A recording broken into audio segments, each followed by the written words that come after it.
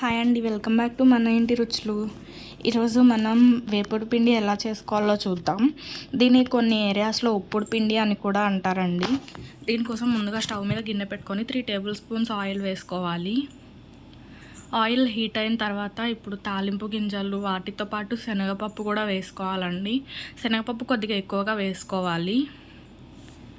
ఇలా వేసుకొని తాలింపు గింజలు వేగిన తర్వాత ఇప్పుడు ఇందులోకి మనం 2 కట్ చేసి పెట్టుకున్న పచ్చిమిర్చి, అలాగే కొద్దిగా పెసరపప్పు కూడా వేసుకోవాలండి.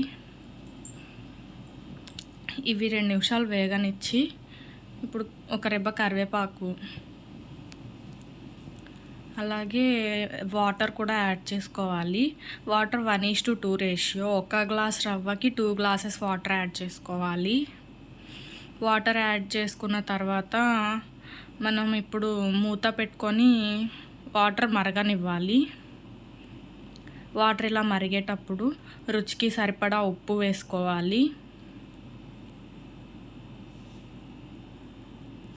ఇప్పుడు బియ్యం రవ్వ పోసుకోవాలి.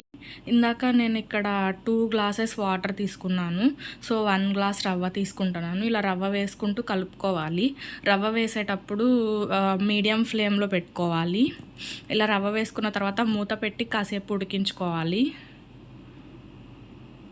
ఇలా గట్టిపడిన తర్వాత స్టవ్ ఆఫ్ చేసుకొని మూత పెట్టుకోవాలి. మూత పెట్టి ఒక 5 మినిట్స్ అలాగే వదిలేయాలి. వదిలేసిన తర్వాత ప్లేట్లోకి సర్వ్ చేసుకోవడమే అండి, సింపుల్ 5 మినిట్స్ బ్రేక్ఫాస్ట్ రెసిపీ. ఇది చాలా ఈజీగా చేసుకోవచ్చు. ఈ రెసిపీ కనుక మీకు నచ్చినట్టయితే please do like, share and subscribe మన ఇంటి రుచులు.